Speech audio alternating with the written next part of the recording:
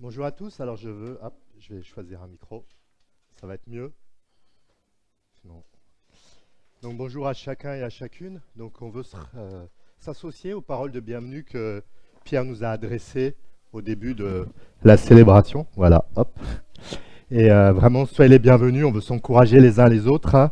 Donc deux sœurs m'avaient dit qu'elles partaient en vacances, donc que Dieu les bénisse là où elles sont, et peut-être d'autres encore sont en vacances parmi nos frères et sœurs, que Dieu les bénisse et que ce temps pour eux soit un temps de repos, mais aussi un temps de rafraîchissement spirituel. On prie pour cela. Alors on va passer maintenant au temps du message, de la prédication, où nous nous arrêtons sur un extrait de la Bible, et notre prière pour que on soit tous en cohésion dans notre prière, c'est que vraiment la parole de Dieu puisse toucher nos cœurs pour nous susciter des envies de changement personnel concret. C'est pour chacun d'entre nous l'objectif et le désir du Seigneur, que la parole touche nos cœurs et qu'à la fin, comme les, euh, les, les hommes et les femmes de Jérusalem lors de la première prédication chrétienne qui ont dit « Que ferons-nous après avoir entendu la parole de Dieu ?» Et que le Seigneur nous vienne en aide pour cela. Alors nous avons, voilà. Nous avons commencé, merci, dimanche dernier, un parcours estival sur les 10 commandements. Donc c'est un texte fondateur pour la foi chrétienne qu'il est bon de découvrir ou de redécouvrir. Et on espère que le Seigneur va nous éclairer pour cet été, pour nos vies personnelles. Aujourd'hui, on va parler du deuxième commandement et qui parle des idoles dans notre vie. Des idoles dans notre vie. C'est Jean Calvin, le théologien, qui disait que le cœur humain était une fabrique d'idoles. Donc j'imagine qu'on a tous des cœurs humains. Donc c'est bien de le savoir ça. On est tous concernés. Le cœur humain est une fabrique d'idoles. Et on a tous besoin de vivre tout au long de notre vie des libérations de leurs esclavages. Et la semaine prochaine, merci, avec Gaël, nous verrons le troisième commandement. Alors, avant d'entrer dans le vif du sujet, quelques très très brefs mots de contexte. Le livre biblique d'Exode, où se trouvent les 10 commandements, en tout cas pour la première fois, commence avec le peuple de Dieu qui est en esclavage en Égypte, en esclavage féroce, si jamais il peut en avoir d'autres, un esclavage féroce en Égypte.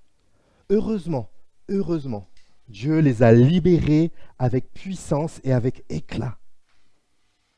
Mais une fois libérés, comme on disait dimanche dernier, c'est pas un tout. Dieu veut les conduire, Dieu vient à leur rencontre et il leur donne les 10 commandements, les 10 paroles pour être plus précis, pour qu'ils apprennent à vivre libres après avoir connu l'esclavage. Et on a vu dimanche dernier que le premier commandement pour vivre la vraie liberté, c'est servir Dieu, vivre pour Dieu, considérer Dieu comme le seul et vrai Dieu. Humainement, on pourrait croire que la vraie liberté, c'est de pouvoir faire tout ce qu'on veut quand on veut. Et j'ai encore ces images de l'actualité. On voyait des jeunes qui faisaient tout ce qui leur passait par la tête. Est-ce que c'est ça la vraie liberté ? Assurément non, assurément non. Le seul vrai Dieu libérateur, le servir avec reconnaissance. On va passer aujourd'hui au deuxième commandement, donc c'est dans Exode 20, toujours. On avait vu les 3 premiers versets dimanche dernier. On va lire maintenant les versets 4 à 6. Exode chapitre 20, versets 4 à 6. Tu ne te feras pas d'idole, ni de représentation quelconque de ce qui se trouve en haut dans le ciel, ici-bas sur la terre ou dans les eaux plus bas que la terre. Tu ne te prosterneras pas devant de telles idoles, et tu ne leur rendras pas de culte. Car moi, l'Éternel, ton Dieu, je suis un Dieu qui ne tolère aucun rival.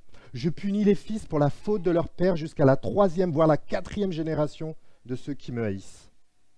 Mais j'agis avec amour jusqu'à la 1000e génération envers ceux qui m'aiment et qui obéissent à mes commandements.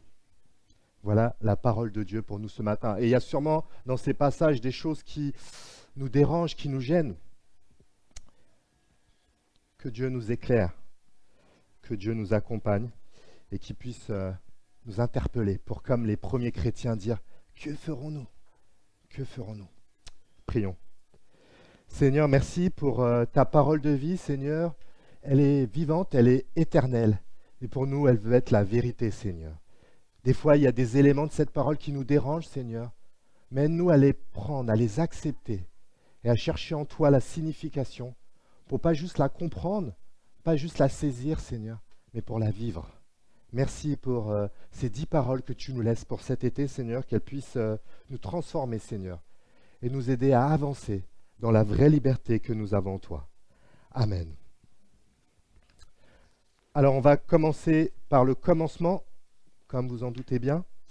Verset 4, « Tu ne te feras pas d'idole, ni de représentation quelconque de ce qui se trouve en haut dans le ciel, ici-bas sur la terre, ou dans les eaux les plus basses sur la terre. » Alors là, ça n'a rien à voir avec l'interdiction de l'art religieux, non, ça n'a rien à voir. On pourrait résumer ça comme si Dieu leur disait, en fait, il ne faut pas que vous fassiez une image physique d'un objet, je ne sais pas quoi d'autre, et vous dites, c'est Dieu ça. Voilà, un objet, je ne sais pas lequel, et vous dites, voilà notre Dieu. Et on pourrait se dire, ah, ça c'est un commandement facile quand même. Ils vont prendre un objet pour dire c'est Dieu. Bon là, c'est un commandement trop facile. Détrompez-vous, détrompez-vous. Au chapitre 32, quelques chapitres après, le peuple de Dieu qui a été libéré de l'esclavage prendra une vache en or et diront, voici notre Dieu. Quelques chapitres après. C'est un peu comme si on disait, dimanche prochain, chacun ramène ce qu'il a en or. Une bague, un bracelet, un collier, une dent, je ne sais pas quoi. Et on amène tout chez un bijoutier, de Chelles bien sûr, et il nous fera un chien ou un chat en or. Et on le mettra ici, et on va chanter pour ce chien, on va dire c'est notre Dieu, on va se mettre à genoux devant. On trouve ça ridicule. On trouve ça ridicule. Donc, est-ce que ce commandement est vraiment pour nous? C'est trop facile. C'est trop facile. Détrompons-nous. Aucun d'entre nous, a priori, je pense, va physiquement prendre quelque chose qui va représenter Dieu dans sa vie. Aucun d'entre nous, physiquement, va le faire. Mais mentalement. Par nos préoccupations, nos aspirations, nous considérons, nous aussi, des choses comme des idoles. On l'a dit tout à l'heure, Jean Calvin qui dit « Le cœur humain est une fabrique d'idoles ». Nous sommes tous concernés. Et donner une place première à autre chose que Dieu, c'est du mépris de Dieu, c'est du péché. Envers lui, contre lui. Des choses qui devraient être l'occasion de remercier Dieu, de l'honorer dans nos vies, sont devenues des idoles qui ont pris la première place. On est prêt à travailler dur, sans se soucier de nos proches, car on veut un compte en banque blindé. On suit ses désirs sexuels ou autres d'ailleurs, sans se soucier, est-ce que cela honore Dieu? Mon confort est si précieux que je ne m'engage pas trop parce que je veux une vie tranquille, pépère. Je me mets en colère, car l'autre ne se comporte pas comme moi je veux. Voilà quelques exemples de manifestations de nos cœurs idolâtres. Et vous en aurez d'autres sûrement. En fait, tout mode de vie qui cherche à trouver son accomplissement dans autre chose que Dieu est idolâtre. On compte sur elle pour être vraiment épanoui, beaucoup plus que Dieu, malgré ce que l'on peut chanter, chacun d'entre nous, le dimanche matin. Tu ne te prosterneras pas devant de telles idoles, nous dit le verset 5, et tu ne leur rendras pas de culte. Voilà l'exhortation. Et il dit partout dans les eaux, partout dans toute la création, dans toutes les occasions de notre vie, nous avons des occasions de cultiver et de prosterner devant les idoles. C'est peut-être moins ridicule que d'être à genoux devant un chien en or, mais ça ne désole pas autant, pas moins notre Dieu. Pas moins, pas du tout. Les idoles sont tellement limitées par rapport à Dieu. Dans le psaume 114, verset 5 et jusqu'à 8, il est écrit « Leurs idoles d'argent et or sont faites par des hommes. Elles ont une bouche, mais ne peuvent pas parler. Elles ont bien des yeux, mais elles ne voient pas. Elles ont des oreilles, mais elles n'entendent rien. Elles ont des narines, mais qui ne sentent rien. Elles ont bien des mains, mais ne peuvent toucher. Elles ont bien des pieds, mais ne peuvent marcher. De leur gorge, jamais aucun son ne s'échappe. Ils leur ressemblent, tous ceux qui les fabriquent et tous ceux qui leur font confiance. Habitants d'Israël, faites confiance à l'Éternel. Nos idoles ne font pas le poids face à Dieu. Un Dieu qui nous parle, un Dieu qui nous connaît, un Dieu qui veut nous accompagner dans nos difficultés. Et nous les préférons. Un peu comme peut-être une épouse qui a un mari aimant, qui se donne pour elle, mais qui l'a quitté pour un gars qui lui a fait des belles promesses, mais qui la maltraite et qui l'abuse d'elle. Quel gâchis, quel gâchis. Et on est comme sous esclavage. On a besoin d'un nouveau départ. Un nouveau départ. Et face à cela, la première réaction, ça peut être un peu une approche, je qualifierais, comportementaliste. De dire, il faut que j'arrête ça. Peut-être on se dit ça, il faut que j'arrête ça, il faut que je me modifie, il faut que je progresse sur ça, ou je ne sais pas quoi. À notre niveau. À notre niveau. Et c'est une approche qui peut partir d'un bon sentiment de notre part, mais qui est un peu en surface. En surface. Pour vivre un nouveau départ, un nouveau changement.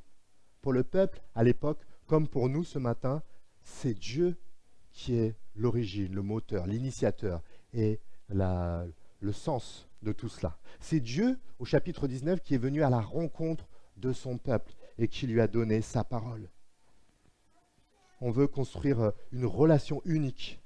Et pour avancer, pour être libéré de nos idoles, on a besoin de Dieu. Dieu qui vient avec son amour incomparable. Incomparable. Comment le servir? On avait vu ça dimanche dernier. La vraie liberté, c'est le servir. Comment le servir pleinement, de son cœur, au-delà du dimanche matin, avec ses idoles dans nos vies. Nous avons besoin qu'il nous libère. Et dans son amour, avec sa parole, Dieu veut nous libérer. Au milieu du verset 5. Car moi, l'Éternel, je suis un Dieu qui ne tolère aucun rival. Alors on a dit Dieu est amour, c'est ça l'amour de Dieu? C'est un peu comme un mari jaloux. Voilà, quelqu'un qui n'est pas bien dans sa peau, qui a une jalousie excessive, c'est ça l'amour. Ça peut nous gêner, et je comprends là, dire c'est ça l'amour de Dieu, un Dieu qui ne tolère aucun rival. Je suis ton Dieu qui ne tolère aucun rival. C'est ça l'amour. Et des fois, on peut être dérangé par des passages de la Bible. Peut-être ce passage nous dérange ce matin. Il nous dérange, c'est vrai. Et des fois, aux passages qui nous dérangent, on préfère un peu les oublier, être dans le déni spirituel. Ils n'existent pas. On n'y pense pas, on passe tout de suite à autre chose parce que ça me dérange. Ça me dérange. Dieu nous donne sa parole. Nous ne pouvons pas avoir cette attitude. Nous ne pouvons pas. Nous devons aller à sa rencontre, dans sa parole, et méditer sa parole. Et il nous révèle Dieu. En fait, les 10 commandements sont aussi une occasion de mieux connaître Dieu, de connaître des facettes de sa personnalité qu'on a peut-être mis sous la poussière parce qu'il nous dérangeait, mais en fait qui nous empêchent de connaître vraiment Dieu. Le Dieu, le vrai, l'unique, que l'on doit servir. Voilà, en fait, ce texte aussi est une facette de l'amour de Dieu. Peut-être qu'on compare la jalousie de Dieu. La jalousie de Dieu, elle nous fait penser à la jalousie du petit enfant qui est très, très, très mal à l'aise avec le nouveau nourrisson qui est arrivé dans la famille. Peut-être qu'on la compare à celle-ci, mais ce n'est pas celle-ci. Si on veut saisir la jalousie de Dieu, il faudrait connaître la jalousie si, par exemple, on est une épouse et notre mari vient nous voir et nous dit tu sais, ma chérie, on devait aller au restaurant ce soir en amoureux, et finalement, je vais aller avec une collègue, quoi. Là, c'est une jalousie normale. C'est la jalousie de l'amour. Et on ne serait pas choqué que une femme serait jalouse dans ces cas-là. Ce serait normal, ce serait anormal de ne pas l'être. L'amour de Dieu se construit dans une relation exclusive. Une relation exclusive. Il a choisi ce peuple pour une relation particulière. Les théologiens appellent ça une alliance. Une alliance. Un lien spécial. Mais c'est pas tout, c'est pas tout. Comment est décrit l'amour de Dieu ici à la suite du verset 5? Je punis ses fils pour la faute de leur père, jusqu'à la troisième, voire la quatrième génération de ceux qui me haïssent. Et là, il y a encore beaucoup de choses qui nous dérangent. Il serait peut-être plus simple de passer au verset 6, où Dieu dit « J'agis avec amour, ça en aime ». On pourrait, mais non, chers frères et sœurs, profitons de ce parcours estival pour grandir et méditer même ces passages qui nous dérangent, mais qui sont la parole de Dieu, que Dieu nous a donnée, qui est précieuse et qui peut nous réconforter et nous aider à mieux le connaître. Punir, quand c'est fait avec sagesse et sans colère, peut être une manière de montrer son amour pour un père ou une mère. Au contraire. Dieu avait choisi ce peuple pour ce qu'on pourrait appeler, en regardant toute la Bible, un mariage spirituel. C'est un mariage spirituel que Dieu voulait avec son peuple. Quelque chose de fort. Mais si on regarde la parole de Dieu, le peuple de Dieu, même après avoir reçu ces 10 commandements, ces 10 paroles, s'est souvent détourné de Dieu, s'est rebellé de Dieu. Il y a même l'image, souvent dans la Bible, d'adultère spirituel. Et souvent, dans une situation difficile, ils sont tournés vers Dieu, lui ont demandé pardon. Et Dieu les a pardonnés tellement de fois. Son amour est tellement grand. Mais le peuple de Dieu a continué, malgré tout, dans toutes les générations, à se rebeller, à rejeter Dieu. Et lorsqu'on rejette sa parole, en fait, on rejette son amour. On rejette Dieu. Et Dieu a jugé son peuple. Le péché a des conséquences. Et pas que pour nous. Je punis les fils pour la faute de leur père jusqu'à la troisième, voire la quatrième génération de ceux qui me haïssent. Mon péché, ton péché, tes idoles peuvent avoir des conséquences, même sur tes enfants. Même sur tes petits-enfants, peut avoir des très mauvaises répercussions. Si tu as une addiction, quelle qu'elle soit, on pourrait les citer, mais quelle que soit, ça peut avoir un impact très négatif sur tes enfants, même tes petits-enfants. S'il y a des mensonges qui font partie de la vie de famille, de l'histoire de la famille, ça peut avoir des répercussions sur tes enfants et tes petits-enfants.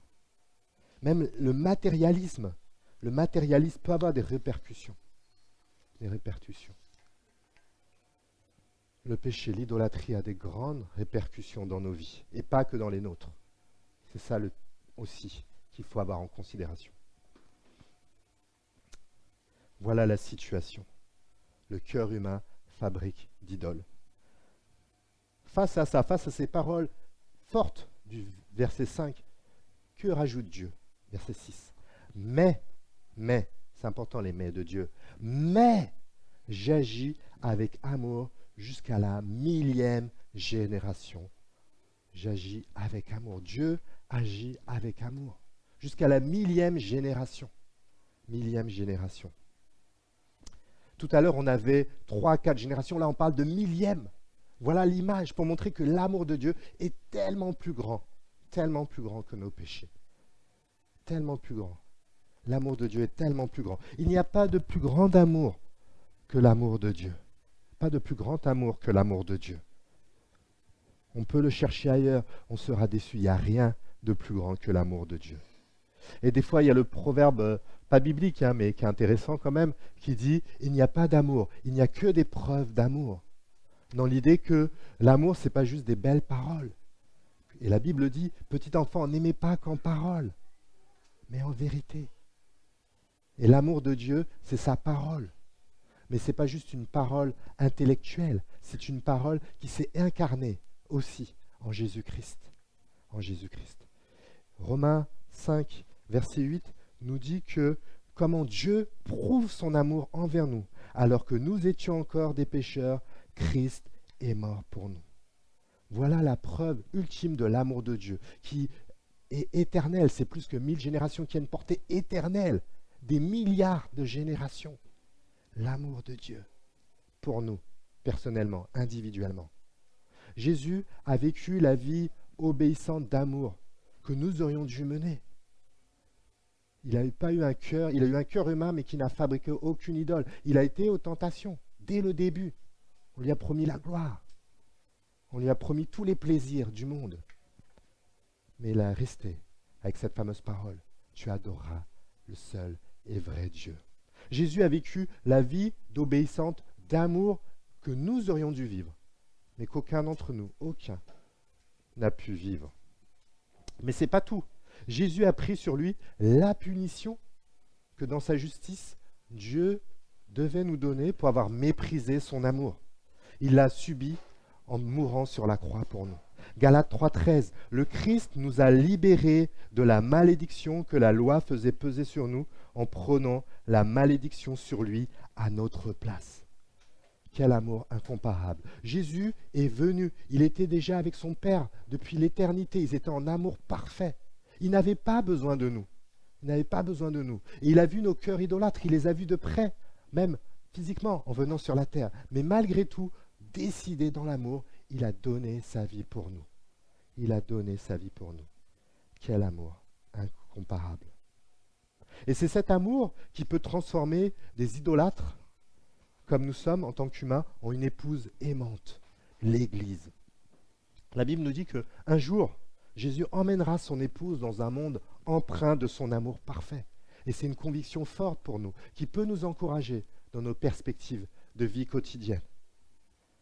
En attendant, cultivons avec lui une relation d'amour. Et là, c'est la même chose. Il n'y a pas d'amour, il n'y a que des preuves d'amour.